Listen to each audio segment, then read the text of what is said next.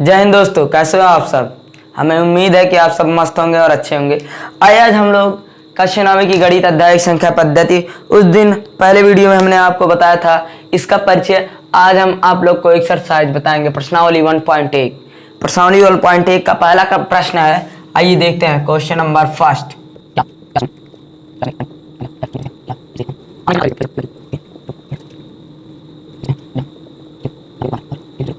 देखिए, क्या शून्य एक परिमेय संख्या है? क्या इसे हम पी बाई क्यू के रूप में लिख सकते हैं, जहां पी और क्यू पूर्णांक है।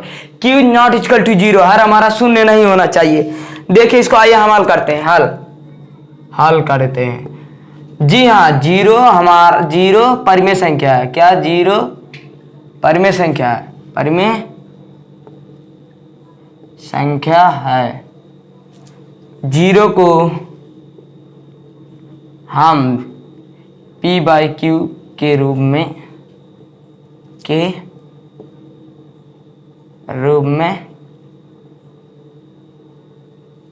लिख सकते हैं। देखो, ये देखो जीरो है। जीरो यहाँ घात में 1 छुपा रहता है, गुणे में 1 छुपा रहता है, बटे में 1 छुपा रहता है। अगर जब बटे में 1 छुपा रहता है, कुछ नहीं रहता है, तो हम बटे 1 लगा देते हैं। और बटे 1 लगा देंगे तो पी बाई क्यू के रूप में हो जाएगा। इसलिए हमारा परिमेय संख्या है, इसे हम पी बाई क्यू के रूप में लिख सकते हैं।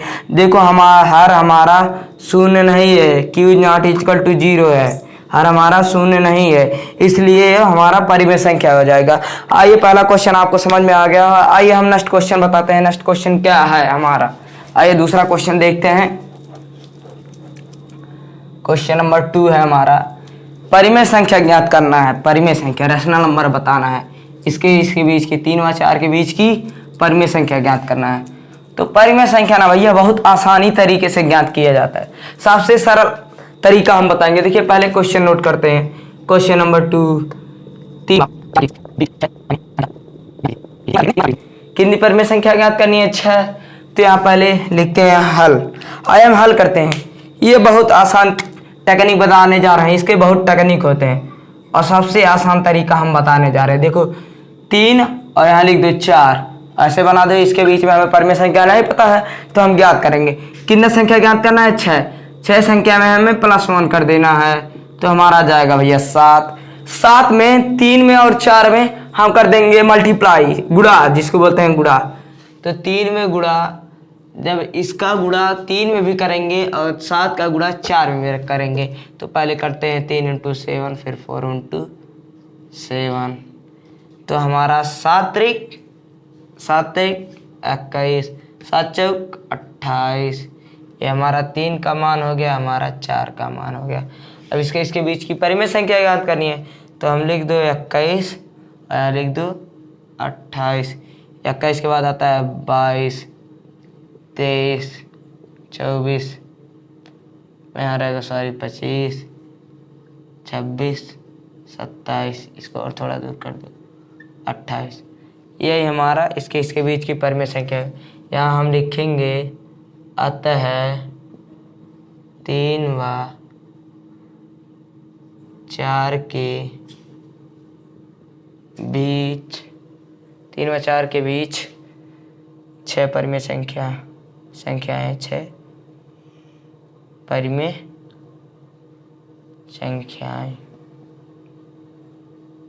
संख्याएं। तो ये लिख दो 22, 23, 24, 25, 26 और हमारा और एक 27। कितने हो गए? 1, 2, 3, 4, 5, 6। इसके बीच की 6 परिमेय संख्याएं हो गई। हमको ज्ञात करना था, हम ज्ञात कर दिए। आप लोग को दूसरा क्वेश्चन बहुत आसानी तरीके से समझ में आएगा। एक बार फिर से रिवीजन करा देते हैं। देखिए कितने परिमेय किसके बीच की परिमेय संख्या ज्ञात करनी है? 3 व 4। तो 3 व 4 के बीच लिख देते हैं। जब हमें कुछ नहीं पता रहता है तो हम इसको मान लेते हैं, ऐसे प्रश्नवाचक चिन्ह बना देते हैं और जितनी संख्या ज्ञात करनी रहती है उसमें +1 कर देते हैं। 6 में +1 किए 7 आया और 7 का गुणा 3 में करे हैं। देखो यहाँ पे किए हैं, और इसी का गुणा यहाँ पे देखो करे हैं। और 3 में 7 का गुणा किए हैं और 4 में 7 का गुणा किए हैं। तो 7 त्रिक 21 आया, 7 चौक 28 आएगा। 3 का मान 21 हो गया और 4 का मान 28 हो गया। तो यहाँ 21 लिखे हैं, 28, 21 के बाद 22, 23, 24, 25, 26, 27, ये हमारी 6 परिमेय संख्या हो गई। कितनी? 6, ये हमारी परिमेय संख्या हो गई। हमको 6 परिमेय संख्या ज्ञात करना था, हमने ज्ञात कर लिया, यही हो जाएगा हमारा आंसर। देखिए क्वेश्चन नंबर तीसरा हमारा आता है, वो भी परिमेय संख्या ज्ञात करना है। 3/5। बस ये तो हमारा हर दिया है। अब देखिए कैसे ज्ञात करेंगे। आइए हल, यहाँ लिखेंगे हल इक्वल टू 3/5 ऐसे 4/5। इसमें हमें परिमेय संख्या ज्ञात करने का पता नहीं है, तो हम ऐसे क्वेश्चन मार्क लगा के कितनी परिमेय संख्या ज्ञात करनी है? 5। देखिए 5 + 1 कर देंगे तो इक्वल टू हमारा आ जाएगा 6। 6 का गुणा हम इसमें करेंगे और इसमें भी करेंगे, दोनों में ऊपर नीचे गुणा करेंगे। और देखिए आइए हम गुणा करते हैं इसके और इसके में, और तब हमारा आएगा परिमेय संख्या। देखो 3 व 5 इंटू 6 फिर हमारा 4/5 इंटू 6। देखिए अब 3/5 का हम मान लिखेंगे। 3/5 हमारा हो जाएगा इक्वल टू, इसका मान हो गया, देखो 6 त्रिक 18, यहाँ हम लिखेंगे 18 और 6 5 30, ये हमारा हो गया 3/5 का मान। और इसके बाद हमारा देखो कितना किसका है? 4/5। 4/5 का मान कितना हो गया? 6 चौक 24 और 6 5 30। अब हमारा आ गया, यहाँ लिखते हैं 18/30 और 24/30। तो इसके बाद आता है 19, 20, 21, 22, 23/30। 30 लिख दो ऐसे 30। ये हमारा आ गया, यही हमारा मान हो गया। अब इसको हम कैसे लिखेंगे? 3/5 व 4/5 के बीच 5 परिमेय संख्या।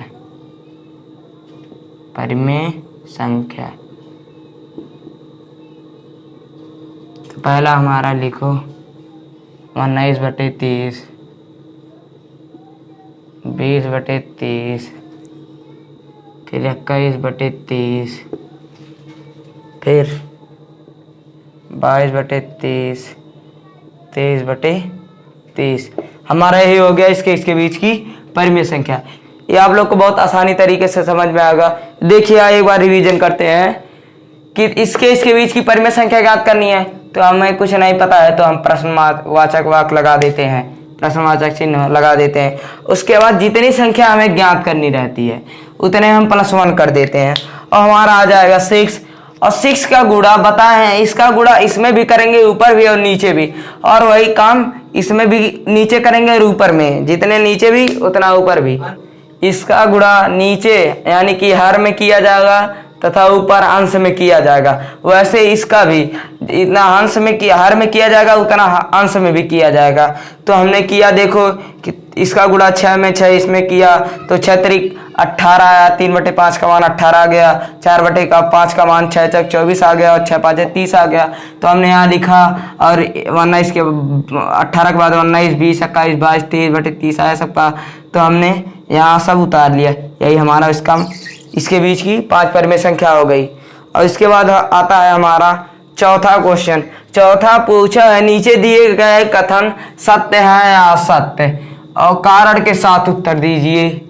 कारण के साथ भी उत्तर देना है, तो अभी डरने की कोई बात नहीं। वो सिर्फ जो हमने पहले वीडियो में परिचय बताया था वो आप अगर देख लेंगे तो आपको बहुत आसान तरीके से समझ में आ जाएगा कि ये सत्य है असत्य। इस कारण के साथ आप उत्तर भी दे देंगे। चौथा हमारा देखिए पूछा भैया नीचे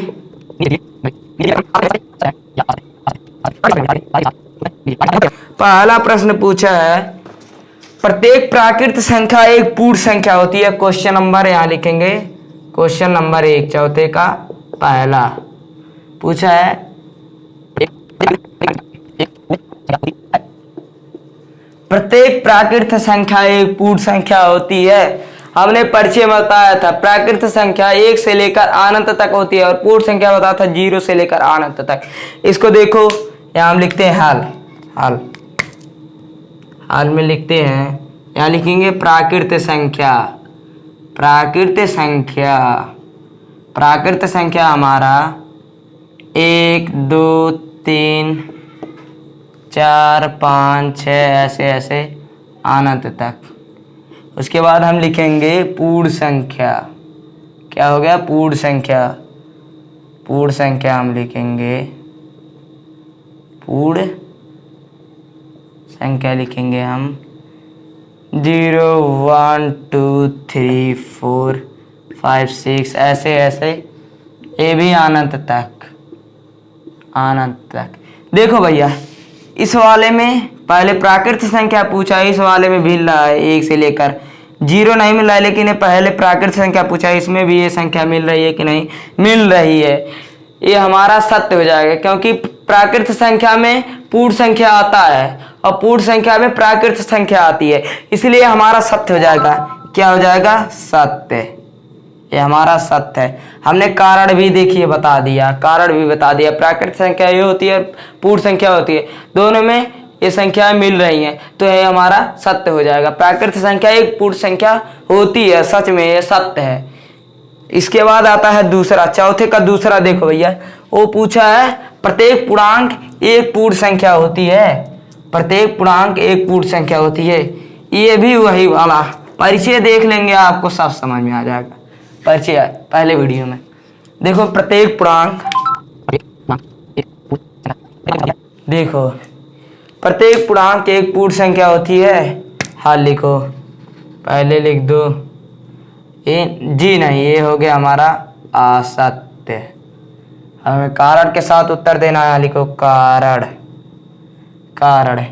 चूंकि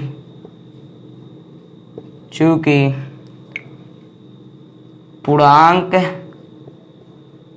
संख्याओं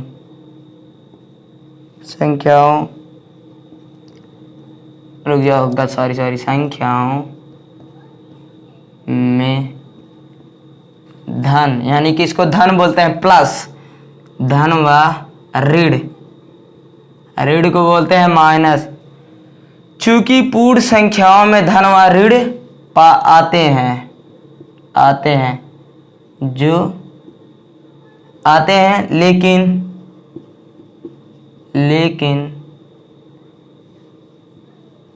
पूर्ण संख्या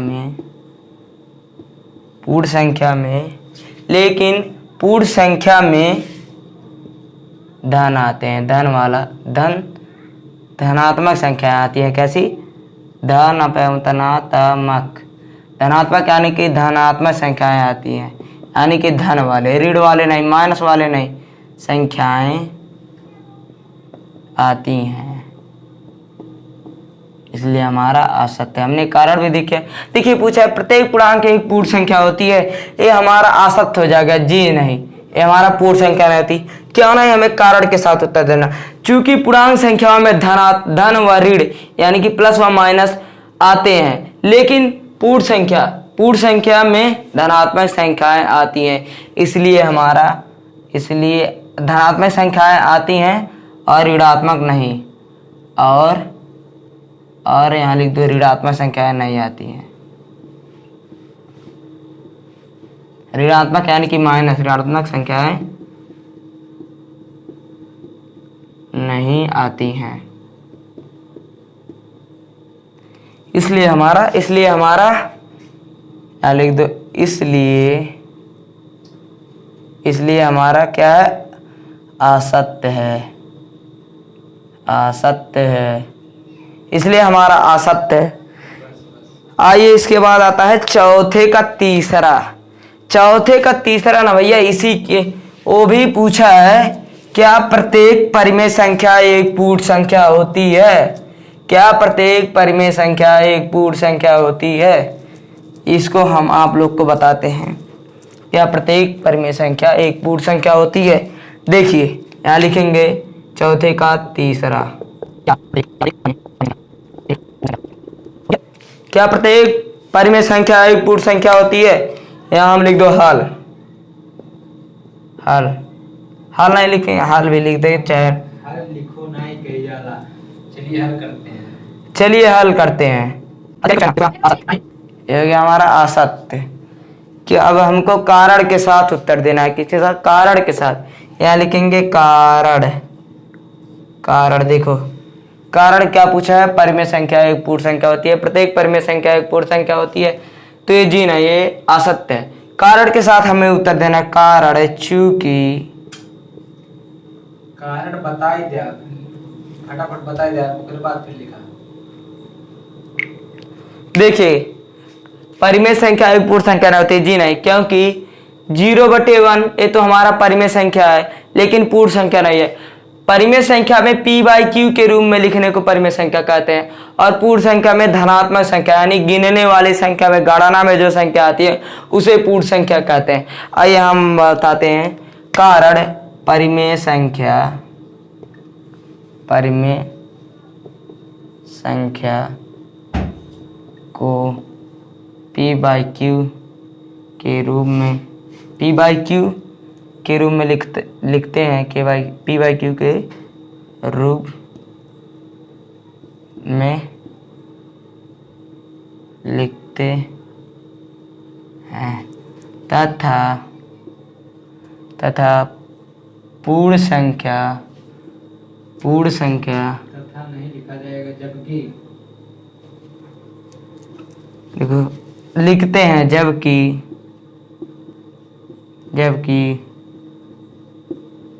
पूर्ण